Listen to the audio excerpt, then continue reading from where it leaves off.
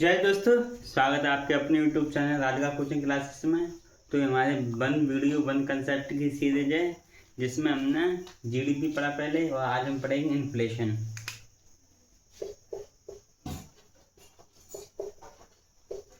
केवल 4 से 5 मिनट में हम इन्फ्लेशन के बारे में संपूर्ण जानकारी देखेंगे। तो इन्फ्लेशन किसे कहते हैं?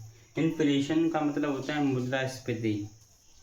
इन्फ्लेशन को हम हिंदी में बोलते हैं मुद्रास्फीति, यानी कि किसी भी वस्तु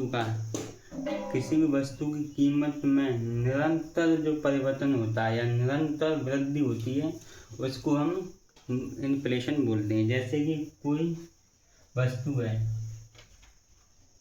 वो 10 रुपये किलो है, आज 10 रुपये किलो, कल 12 हो जाए, फिर 14 हो जाए, 16 हो जाए, तो इसकी जो वृद्धि होती है उसको हम इन्फ्लेशन बोलते हैं। जो इन्फ्लेशन का ग्राफ बनता है वो कुछ ऐसा बनता है, यानी कि जो वृद्धि है, कीमतों में वृद्धि है, वो निरंतर बनी हुई है। इसको हम 3 तरह से निकाल सकते हैं। पहला होता है CPI, कंज्यूमर प्राइस इंडेक्स। दूसरा होता है होलसेल प्राइस इंडेक्स। तीसरा होता है प्रोड्यूसर प्राइस इंडेक्स। और अन्य भी तरीके होते हैं तो इसको हम निकाल सकते हैं। जैसे कि जो CPI है वो 2012 का है। इसमें हम एक आधार वर्ष लेते हैं। आधार वर्ष मतलब बेस ईयर। जैसे कि हम CPI का जो आधार वर्ष है वो 2012 है और अब 2026 चल रहा है। तो यानी कि जो वस्तु 2012 में थी, यानी कि जो वस्तु मान लो पेट्रोल है, वो 2012 में 100 रुपये लीटर थी, आज उसकी जो रेट है वो 120 रुपये लीटर हो गई। तो जो कीमतों में परिवर्तन होता है तो इसमें 20 रुपये बढ़ गए, यानी कि इसमें 20% का इन्फ्लेशन बढ़ा है।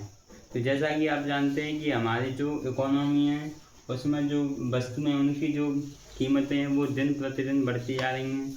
रुपये की कीमत है वो कम होती जा रही है, और जो पैसे की जो जैसे जैसे इन्फ्लेशन बढ़ता है, जैसे कि कोई वस्तु पहले 80 की आती थी और आज 100 की आती है, तो इसका मतलब है कि जो पैसा है, जो रुपया, उसके क्रय करने की क्षमता कम होती जा रही है, क्योंकि वो वस्तु पहले 80 में आती थी लेकिन अब वो 100 रुपये में आ रही है।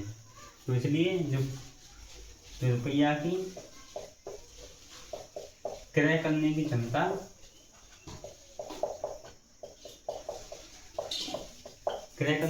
होती है जो रुपए की, वो कम हो जाती है। जो मुद्रास्फीति होती है वो 4 प्रकार की होती है मुख्यतः।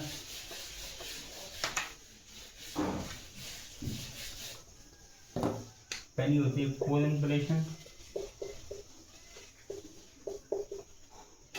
इन्फ्लेशन होता है वो दो तरह की वस्तु में होता है। एक वे वस्तु होती है जिनकी जो कीमतें हैं वो लगातार फ्लक्चुएट करती हैं, जैसे कि फूड आर्टिकल है। फूड आर्टिकल्स को हम कोर इन्फ्लेशन में शामिल नहीं करते हैं। इसके बाद आता है हेडलाइन इन्फ्लेशन। कोर इन्फ्लेशन में वे वस्तु शामिल होती हैं जिनकी जो कीमतें हैं वो मतलब बहुत ज़्यादा ही समस्या होगी तो ही बढ़ेंगी, लेकिन जो फूड आर्टिकल्स होते हैं उनकी जो कीमतें हैं वो कम होती जाती हैं, कभी बढ़ जाती हैं। जैसे कि टमाटर की एक बार जो कीमतें थी वो 400 रुपये किलो पहुँच गई, फिर घट के आज 10 रुपये किलो आ गया। तो इसलिए हम इसको कोर इन्फ्लेशन में शामिल नहीं करते। दूसरा आता है हेडलाइन इन्फ्लेशन। हेडलाइन इन्फ्लेशन में हम सभी वस्तुओं को शामिल करते हैं कि जो सभी वस्तुओं की जो कीमतें हैं वो कितनी बढ़ रही हैं, तो इसको हम हेडलाइन इन्फ्लेशन में शामिल करते हैं। इसके बाद आता है मांग जनित मुद्रास्फीति।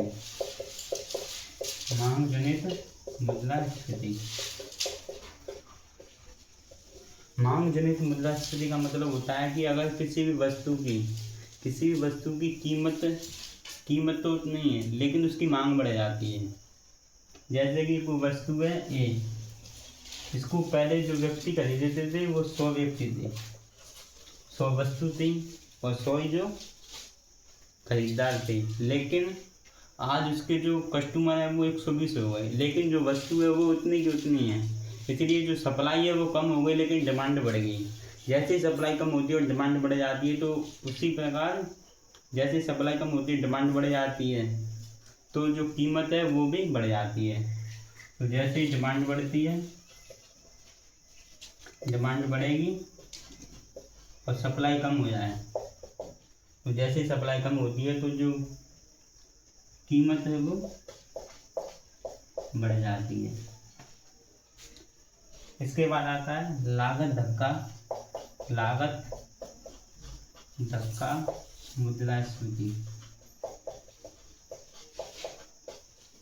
लागत धक्का मुद्रास्फीति का मतलब होता है कि अगर जैसे कि कोई मोबाइल है, उस मोबाइल में जो पहले बैटरी आती थी वो 100 की आती थी, लेकिन आज वो 120 की आ रही है। मतलब जो उसमें आर्टिकल लग रहे हैं उसकी कीमतें बढ़ जाएँ, या उसका जो कॉस्ट है, या उसमें जो मजदूर काम कर रहे हैं उनकी जो लेबर की रेट बढ़ जाए। तो इसलिए जो इससे जो बदलाव होता है उसको हम लागत धक्का मुद्रास्फीति बोलते हैं। यानी कि जो आर्टिकल्स है वो महंगे हो जाएं, जिससे कि वो वस्तु है वो भी महंगी हो जाए। इसके बाद जो अगला कंसेप्ट आता है क्या, इन्फ्लेशन। जैसा कि पहले कोई वस्तु थी 100 रुपये किलो और आज उसकी कीमत हो गई 200 रुपये किलो, और कल फिर घट के उसकी कीमत हो गई 150 रुपये किलो। तो ये आमतौर पर ऐसा लगता है कि 200 में से 150 हो गई वस्तु, तो उसकी कीमत गिर गई है, लेकिन ऐसा नहीं है। जो पहले वस्तु थी वो 100 रुपये की थी और आज वो 150 की है, तो उसमें निरंतर वृद्धि हुई है। पहले वृद्धि होती लेकिन वो घट गई थी, लेकिन इतनी नहीं घटी थी कि वह अपने मूल रूप में आ सके, इसलिए यह भी इन्फ्लेशन कहलाता है। इसके बाद हम जो अगली वीडियो में repo rate, bank rate, reverse repo rate, fix reverse repo rate को पढ़ेंगे। तब तक के लिए बने रहिए। जय हिंद।